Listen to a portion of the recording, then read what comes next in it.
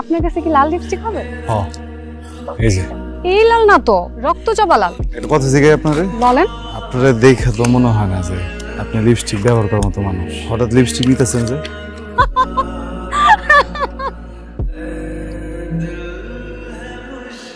মাশাআল্লাহ। আসলে আমি লিপস্টিক দিই না, আমার ছোট একটা বোন আছে, ও খুব বায়না করলো তাই ওর জন্য নিতে আসছি। এইটা হ্যাঁ হবে। কত টাকা? টাকা দিতে হবে। টাকা লাগবে না মানে? উপহার। আমার লাগবে না, রাখেন। শোনেন, একজন মানুষ যদি আরেকজন মানুষকে কিছু উপহার দেয়, এটা নেওয়াটা তো মিস। আমি তো আপনারা দিতেছি না, আপনার ছোট বোনটা দিতেছি। হয়েছে কি, গ্রামে আমারও একটা বোন আছে ছোট, 2 বছর হয়ে গেছে ঘরে দেখি না। তো আপনার কাছে ছোট বোনের কথা মনে আমার কথা মনে পড়ে গেছে। কিছু মনে করেন না, বোনটা দিয়েন। ঠিক আছে।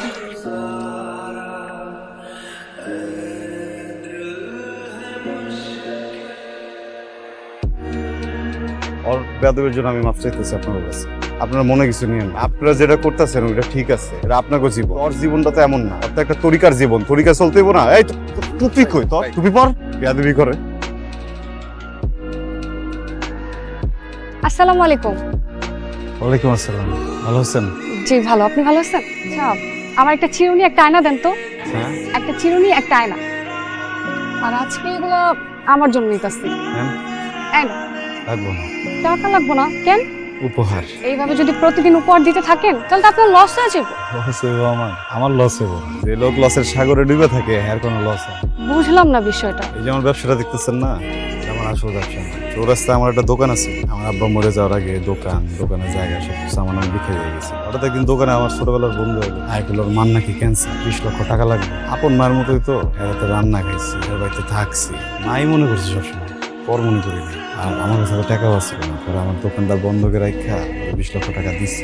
আমার বন্ধু টাকাটা লেগে গেল, কিন্তু আর ফিরাইলো না। পরে যখন আমি খবর লাগিয়েছি তখন উনি যে আর মার কিছুই হয় নাই।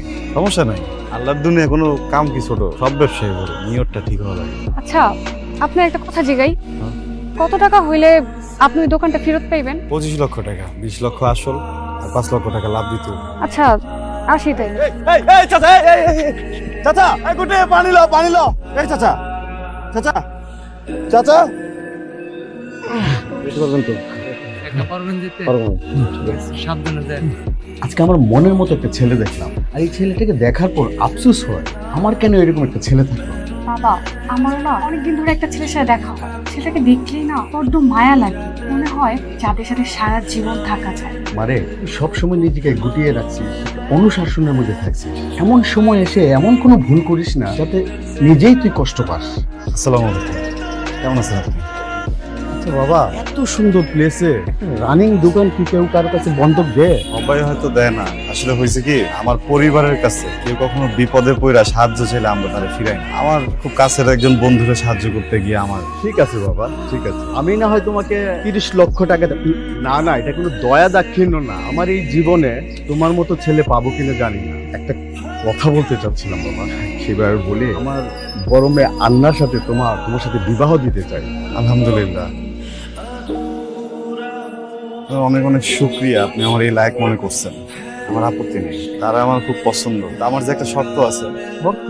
তোমার কি কোনো আরো টাকা লাগবে? জি না বাবা, আপনি যত বড় টাকার কথা কইতেছেন এটা আসলে অনেক। আর আমি যদি এই টাকাটা আপনার কাছ থেকে নেই, সমাজে তো আমি মুখ দেখাতে পারবো না। সবাই ভাববো যে আমি যৌতুক নিচ্ছি। আপনি না হয় এই দোকানটা নিয়ে নেন, আমি আপনার নামে লিখে দিই। আমি চাকরি করলাম, বেতন আইলে কিন্তু একটা সংসার চলে যাবো, সমস্যা হইব না। তুমি আমাকে বাবা ডাকলা, আমি এই টাকাটা আমার সন্তানদেরকে দিচ্ছি, যে এই দোকানের মালিক হবে। আরেকটা কথা, ভবিষ্যতে কর্মচারী হয়ে থাকবা, এই কথাটা যেন না শুনি।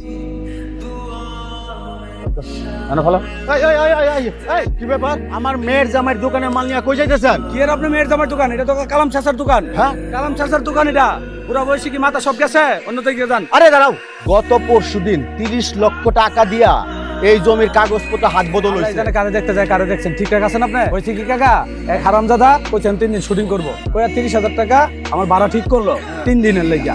10,000 টাকা অ্যাডভান্স দিছে। এখন হারামজাদা ওদাও 3 দিন ধরে মোবাইলে পাচ্ছি না, ফোন টোন সব বন্ধ। দেখো তো বাবা, এই নাম্বার কিনা? এই নাম্বারই তো। এটা আপনি কই পাইছেন? দাদা চাচা কি আপনার দাদা? আজকের দিনের লাস্ট মুদ্রা, ঠিক আছে? সবাই সুন্দর করে ফলো করো আমাকে। ময়ূর হও।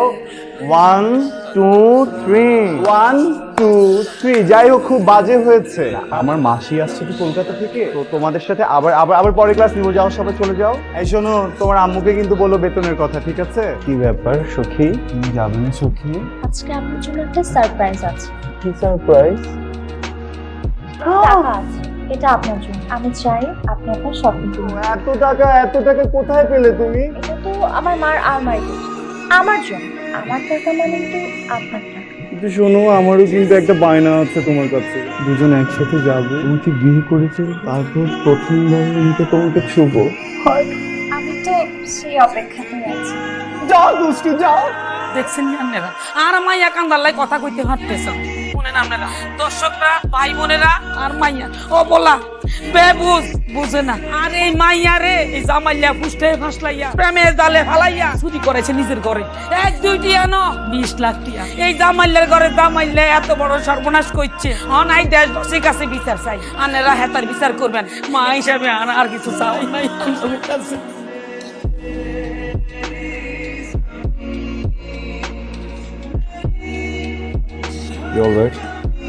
থ্যাঙ্কস। না মানে লাইফে প্রথম কোনো পুরুষ মানুষ দেখলাম যে কিনা তার পরিচয় 2 মিনিটের মাঝখানে আমাকে আমার আভিজাত্য বুঝিয়ে দিল। I like it.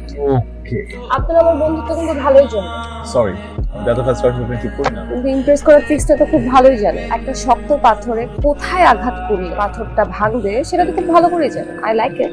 একজন বলেছিল sharing is caring. It's a big plan. আচ্ছা, প্রাইমারি ভাবে শুরু করতে কত টাকা লাগতে পারে? তোমার 70, আমার 70। 70? ও মাই গড। কিন্তু সাতমান মানে নতুন বিজনেসের প্রেশার নেওয়াটা আমার জন্য একটু টাফ, বাট প্রজেক্ট প্ল্যানিংটা খুব ভালো। তুমি এখন আর যে আমার বিজনেস তো এগুলো সব কিছু আমি দেখছি। তুমি তোমার কোম্পানির শেয়ারগুলোতে মনোযোগী হও। তুমি আমার সাথে আছো বলে তো ভরসা পাচ্ছি। আচ্ছা শোনো, তুমি কালকে এসে আমার অফিস থেকে কেকটা নিয়ে যেও। আচ্ছা শোনো না, আমাদের প্রজেক্ট কমপ্লিট হলে গ্র্যান্ড ওপেনিং এর দিন আমরা বের করব। সাতমান, আই রিয়েলি লাভ ইউ। আমরা ট্রাস্ট ইউ। ট্রাস্টটা বেশি ইম্পর্টেন্ট। পেপারস দিতে কি দেরি হবে? না না, একটু ওয়েট করো, এখনই সব রেডি করে নিয়ে আসবো। অফিসে কিছু হয়েছে নাকি আজকে? মানে কি, তোমার সাথে কেউ মিসবিহেভ করেছে? হ্যাঁ না না, আমার সাথে মিসবিহেভ করে নাই, আন্তরিক কম লেগেছে। দাঁড়াও, কি করব? ওরা বেশি বার বাড়ছে, আমাকে হ্যান্ডেল করতে হবে। আপনারা সবাই তাড়াতাড়ি রুমে আসুন, আর্জেন্ট।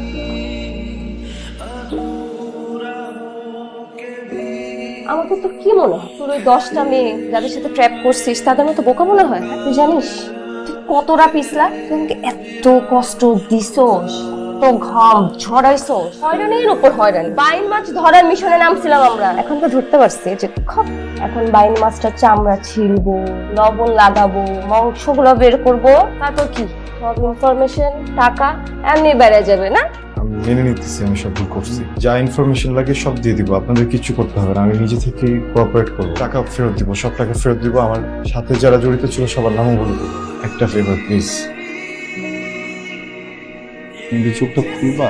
অনেক বছর তো হইলো, আর কত? আমি তো দূরে যেতেছি কিছুদিনের জন্য, আজকে একটু চোখটা খোলো না একবার। মা একবার একটু দেখবো আমাকে।